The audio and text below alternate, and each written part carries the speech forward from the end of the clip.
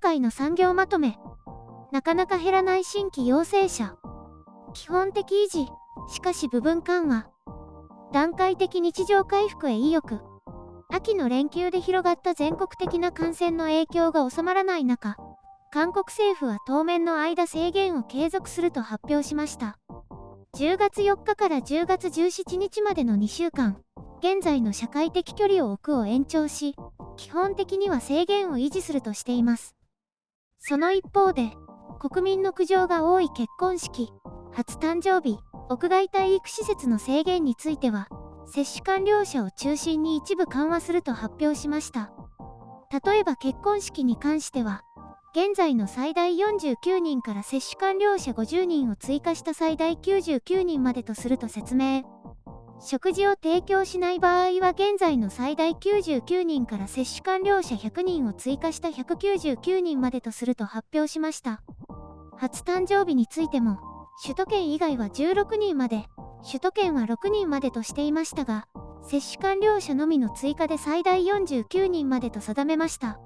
屋外スポーツ施設も営業困難に陥っていることから、首都圏も接種完了者のみ追加する場合はその他の地域並みの基準にすると設定しました。例えば野球の場合、1チーム9人なので、両チームの18人に加え、審判などの運営も9人まで可能になるということです。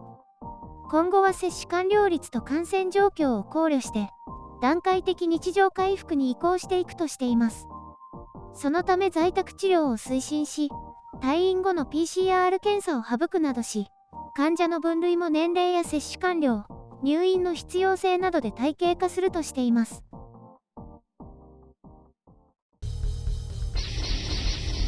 編集所感。今回の概要。韓国政府の方が緩んでる？理解得られないウィズコロナ。連休続きでこの先も苦難の道のり。韓国では10月から日本がウィズコロナに移行していくと報じて、日本の動向に注目しています。一方で感染が拡大したまま収まりを見せない韓国は、10月に入っても現在の制限を維持すると発表し、明暗がくっきり分かれました。ただ、一部事業者と家庭的イベントに関しては、ややなし崩し的な緩和に踏み切りましたね。これは国民の苦情ということですが、これまでの厳格な方針を撤回して、支持率のためなのか、半ば打算的な印象を受けますね。結婚式や子供の初誕生日といった、韓国社会の濃いつながりから重要とされるイベントについて、接種完了者に対して大幅な緩和となりました。結婚式は式場の関係があって厳格に管理されていそうですが、家庭で行う初誕生日なんて、みんな適当にやってたんじゃないかな。どうなんだろう。屋外スポーツ施設もこれまで首都圏のような第4段階の地域では事実上運営ができないような制限でしたが、接種完了者なら問題ないということになってきました。こうやって一部では第3段階と第4段階の壁がなくなるという、いい加減な感じになってきましたね。だったら第3段階はもっと緩和すればいいのに。感染が比較的抑えられている地域とそうでない首都圏の差があまりないというのも不公平感を招くと思いますけどね。ネイバーのコメントなんかを見ると、反ムンジェインの保守系が牛耳っていることもあってか、このいい加減な対応は何なのかという批判で溢れ返っています。国民の気の緩みもあるんでしょうけど、政府も似たような感じで緩んできているような印象を受けますね。7月頭の感染拡大の際には、太く短く、すなわち2週間で制限緩和できるようにするとしていましたが、3ヶ月続いていますからね。そりゃ不満も出るわ。で、これまで強く意識していた新規陽性者数よりも接種率を重視するといった方針にかなりの疑念が投げかけられているようですね。韓国政府曰く、重症化率は減少してるしほとんどが軽症だから自宅待機で大丈夫、と、菅首相が発表したのと似たような体制に移行するそうですね。日本でも批判が噴出しましたが、韓国でも同様に、多くの人が自宅で見殺しにされるのではといった批判で溢れ返っています。韓国では10月にも連休があり、次に年末年始、さらには2月の旧正月と、今後も2ヶ月ごとに連休が続いて、拡大していくのではと懸念されています。未だにワクチン接種率上昇の恩恵が見られない中で、ワクチン接種率だけを根拠に今後も制限を緩和していくという方針に不安だらけのようですね。まあこの不安を乗り越えてこそウィズコロナが達成されるわけですけれども、とにかく数字が伴わないというのが不信感を招いていると思います。日本はなんだかタイミングよく新規陽性者数が減少し、国内でも理由がはっきりしないので人数調整しているんじゃないかという声まで聞こえてきますね。新規陽性者数に関しては各自治体の集計を発表しているので、数字をごまかすのは非常に難しいと思いますけれども、東京に限って言いますと、検査数自体は増えて、陽性率もかなり下がっているようですからね。本当によくわからないけど結果が出ているようです。韓国政府は以前から接種完了率が 70% を超えればと主張していましたが、それもあと1ヶ月弱で達成できることになります。その割に減っていないというのがなんともね。なんか台湾メディアだったか、韓国はブレイクスルー感染が非常に多いなんて報じていました。ただ、どのみちいつかは次の段階には移行しなくてはならないので、韓国政府を批判はしませんけどね。でもあまりに理解が得られないんです。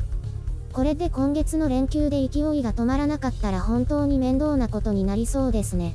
そして自営業者や零細企業は本当に大変だと思います。昨年は11月頃から感染が再拡大しましたから、それが再現されると年末に向けて大変なことになりそうです。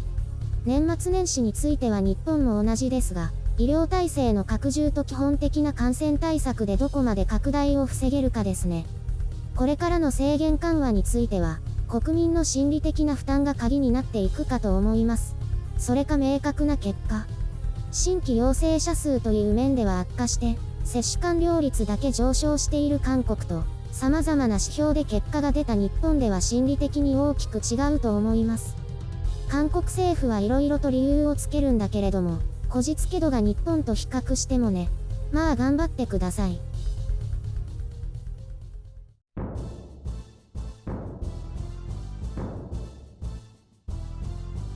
韓国は変わらないんだね。日本はすっかり減ったのに。そうなんだよね。今の日本は韓国の基準で行くと第2段階だからね。韓国の水準で行くとかなり自由になるんだよね。へえ、あれ？でも日本もステージとかってあったよね。あれはどうなったのかな？日本は逆に新規陽性者数は対象外で、その他の基準がいろいろあるからね。なのでまだ半分くらいの都道府県はステージ3以上みたいだね。そうなんだ。最近聞かないよね。メディアが言わないからかな？それもあるかもね。あと、入院の基準が変わったから入院率とか病床使用率が低くなるからというのもあるのかも。韓国は人数だけなんだ。適当だね。だから人数が減らないと国民の不安も拭えないんだよね。それで減らないのに接種完了率だけで緩和しようとするから不信感が出てくる。もっと早く何か決めればよかったのにね。いや、その決めたのが接種完了率 70% だから。まあこれって一般的に言われてる集団免疫の話なので、厳密に考慮された意味ある数値ではないんだよね。うわ、雑な感じ。デルタ株とか考えなかったのかな？そこは過信があったのかもね。ワクチン接種が進んで韓国の防疫体制を維持していれば人数は減るみたいな。増えたし減らないよね。なんでなんだろうね。デルタ株だからなんじゃないかって話だけどね。韓国政府も甘く見てたってことだね。他の国でも接種率高くても新規が増えたりしてるんでしょ？米国もだし、最近だとシンガポールも何かと話題だよね。だから日本もだけど、韓国もこの先減っていくっていう保証はない。韓国は今月連休あるんだね。日本はないらしいよ。五輪で移動したからでしょ？連休にしちゃえばいいのにね。変なところ几帳面だよね。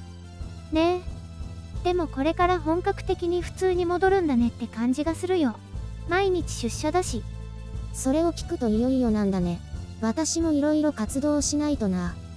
ただでさえ引きこもり気味だもんね。そうそう。打ち合わせもオンラインだけだからね。来年くらいには安心してご飯行ったりできるかな？年末年始で再拡大するからもっと先じゃない？そっか。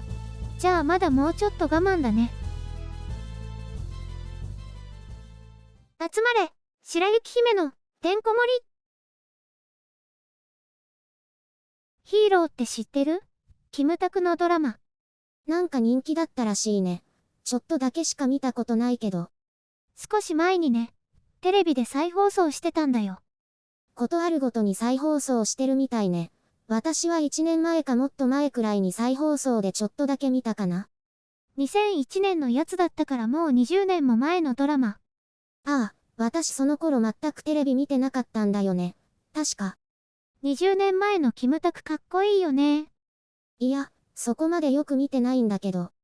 それでね、違和感があったのが、職場で普通にタバコ吸ってるの。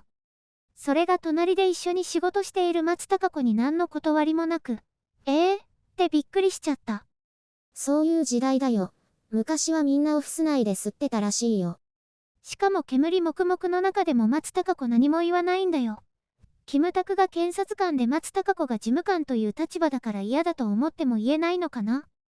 これってパワハラになっちゃうんじゃないのかなって気になって仕方なかった。昔はそんなのじゃパワハラどころか問題にもならなかったんだよ。今の価値観で見たら、昔の上司はみんな異常だよね。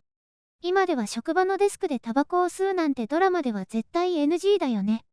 今は地上波がタバコ自体 NG なんじゃないかな。米国もかなり前、2000年以降くらいからタバコは NG になったよ。